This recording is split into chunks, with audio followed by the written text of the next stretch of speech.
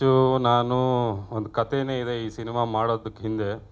ನಾನು ಅನೀಶು 16ನೇ ವಯಸ್ಸಲ್ಲಿ ಕ್ರಿಕೆಟ್ ಗ್ರೌಂಡಲ್ಲಿ ಪರಿಚಯ ಆದವ್ರು ನಾವು.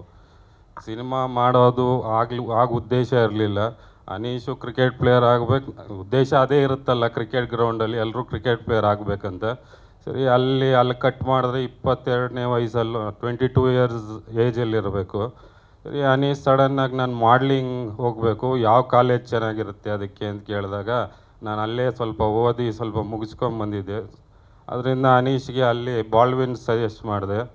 ಅಲ್ಲಿಂದ ಅನೀಶು ಅದು ಹೆಂಗೆ ಇದಾಯಿತೋ ಗೊತ್ತಿಲ್ಲ, ಸಿನಿಮಾ ಅಂದರು. ನೆಕ್ಸ್ಟು ಅಲ್ಲಿ ಕಟ್ ಮಾಡಿದ್ರೆ ಸಿನಿಮಾಗೆ ಹೆಂಗೆ ನಾವಿಬ್ಬರು ಹೈದ್ರಾಬಾದ್ಗೆ ಹೋಗ್ಬಿಡೋಣ ಬಂದುಬಿಡು ಅಂದರು.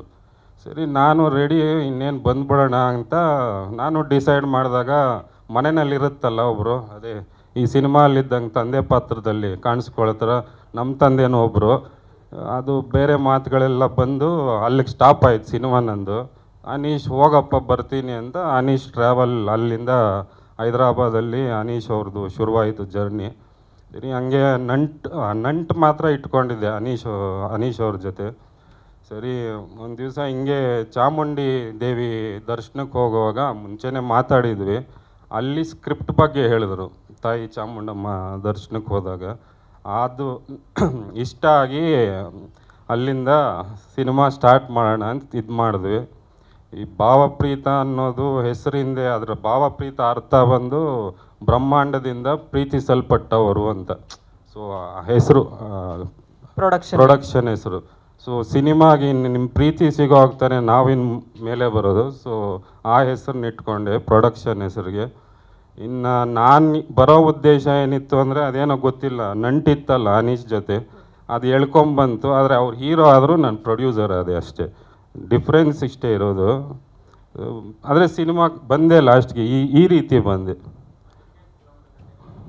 ಇಲ್ಲ ಹಂಗಂತೇನಿಲ್ಲ, ಅದೇ ನೇಚರ್, ಒಂದು ಯೂನಿವರ್ಸ್ ಒಂದು ಇರುತ್ತಲ್ಲ, ಅದು ಅದೇ ಕರ್ಕೊಂಬಂದಿದೆ. ಪಾತ್ರಗಳು ಹಂಗೆ ಸೃಷ್ಟಿಯಾಗಿದೆ ಅಷ್ಟೇ. ಅದು ನಮಗೂ ಅದರಲ್ಲಿ ಕತೆಗೇನು ಸಂಬಂಧ ಇಲ್ಲ, ಸಿನಿಮಾ ಕತೆಗೂ ಅದಕ್ಕೂ. ಇಲ್ಲಿ ಒಬ್ಬೊಬ್ಬರು ಆರ್ಟಿಸ್ಟ್ ಬಗ್ಗೆ ಹೇಳೋದಕ್ಕಿಂತ ಎಲ್ಲರೂ ಅವ್ರವ್ರದ್ದು. ಈಗ ಸಿನಿಮಾ ಏನು ಅಂದರೆ ತಂದೆ ತಾಯಿ, ಇವಾಗ ನಮ್ಮ ತಂದೆ ತಾಯಿ ಆಗಲಿ ಒಬ್ಬರು ಜನ್ಮ ಕೊಡುವಾಗ ಹಿಂಗೆ ಇರಬೇಕು ಹಿಂಗೆ ಯಾರೂ ಪ್ಲ್ಯಾನ್ ಮಾಡಿಕೊಡಲ್ಲ.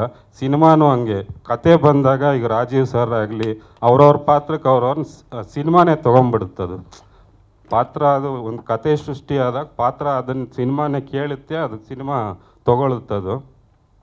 ಅದಕ್ಕೊಂದು ಎಕ್ಸಾಂಪಲ್ ಏನಂದರೆ, ಈಗ ಒಟ್ಟಾಗಿ ಕೆಲಸ ಮಾಡೋದಕ್ಕೆ ನೆನ್ನೆ ಪ್ರವೀಣ್ ಅವ್ರ ಹತ್ರ ಹಂಚ್ಕೊಂಡೆ. ಅದು ಈಗ ಸಕ್ಕರೆ ನಮ್ಗೆ ಹಸುವಾಗಿರುತ್ತೆ, 1 kg ಸಕ್ಕರೆ ಇಟ್ಟರೆ ಯಾರೂ ತಿನ್ನೋಕ್ಕಾಗಲ್ಲ. ಅದಕ್ಕೆ ಒಂದು kg ರವೆ, ಒಂದು ಸ್ವಲ್ಪ ಯಾಲಕ್ಕಿ, ಗೋಡಂಬಿ ಎಲ್ಲ ಹಾಕಿದ್ರೆ ಕೇಸರಿ ಬಾತ್ ಆಗುತ್ತೆ, 5 ಜನ ಹಂಚ್ಕೊಂಡು ತಿನ್ಬೋದು. ಸೊ ಸಿನಿಮಾನೂ ಹಂಗೆ, ಎಲ್ಲರೂ ಪ್ರೀತಿಯಿಂದ ಕೆಲಸ ಮಾಡಿದ್ರೆ ಸಿನಿಮಾ ಆ ಕೇಸರಿ ಬಾತ್ ಥರ ತೃಪ್ತಿ ಸಿಗುತ್ತೆ ನಮಗೆ. ಸೊ ಯಾವುದೇ ಸಿನಿಮಾ ಆಗಲಿ ಅದು ಒಟ್ಟಾಗಿ ಎಲ್ರದ್ದು ಹಾಕಿದಾಗ, ಯಾಕೆಂದರೆ ಹಸುವಾದಾಗ ಬರೀ ಸಕ್ಕರೆ ತಿಂದರೆ ಹೊಟ್ಟೆ ತುಂಬಲ್ವಲ್ಲ, ಅದಕ್ಕೆಲ್ಲ ಆ್ಯಡ್ ಮಾಡಿದಾಗ್ತಾನೆ ಕೇಸರಿ ಬಾತ್ ಆಗೋದು. ಸೇಮ್ ಸಿನಿಮಾ ಆಗಲಿ ಸಂಸಾರ ಆಗಲಿ ಎಲ್ಲ ಸೇರಿ ಅವ್ರವ್ರ ಪಾತ್ರ ಅವ್ರವ್ರು ನಿರ್ವಹಿಸಿದ್ರೆ ಚೆನ್ನಾಗೇ ಇರುತ್ತೆ ಕೇಸರಿ ಬಾತ್. ನನಗೆ ಸ್ವಲ್ಪ ಬರುತ್ತೆ ಸರ್, ಅಡುಗೆ ಮಾಡ್ತೀನಿ ಎಲ್ಲ. ಅದು ನಮ್ಮ ತಾಯಿ ಆಶೀರ್ವಾದ.